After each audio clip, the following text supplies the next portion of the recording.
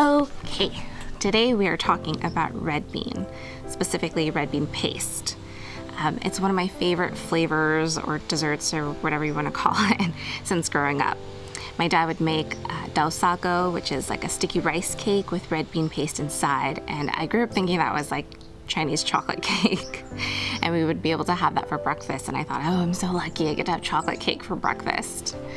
If you've ever had dim sum, there's a fried sesame ball, which sometimes comes with red bean paste in it. Occasionally also white sesame seed, but that's like not as good. So growing up, I've discovered more and more red bean desserts that are delicious.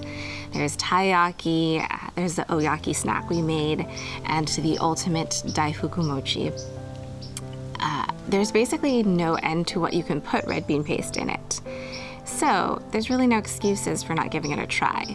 You could buy the canned version, which is not bad, but there's something about being able to control the sweetness level and also the level of texture you want. So you could make something more chunky like the tsubuan or something smooth like the koshien paste. And that's entirely up to you, and that really depends on what you're putting it in.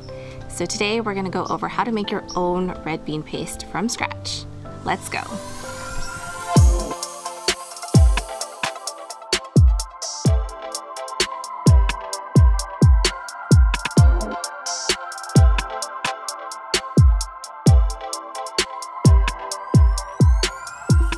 All you're going to need to make red bean paste is red azuki beans, sugar, a little salt, and water. Start by placing the beans into the pot and cover with water to at least an inch over the beans. Then cover the pot and bring it to a boil. Once the water starts boiling, set your timer for 5 minutes. Once the timer rings, go ahead and strain the beans, rinse the pot, and place the beans back in the pot and refill the water. Bring that back to a boil, then set your timer for an hour to an hour and a half. Check the beans' doneness by pressing them with your fingers. When you can squish them, they're done. Then strain them, bring them back in the pot, and add your salt and sugar. Then macerate them to the desired texture. Thicken the paste until you can draw a line through it. And that's pretty much it for your chunky red bean paste.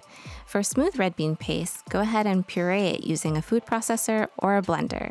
Store in an airtight container.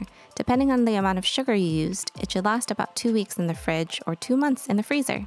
And that's it, guys. Enjoy your homemade red bean paste. See you on the next one. Bye.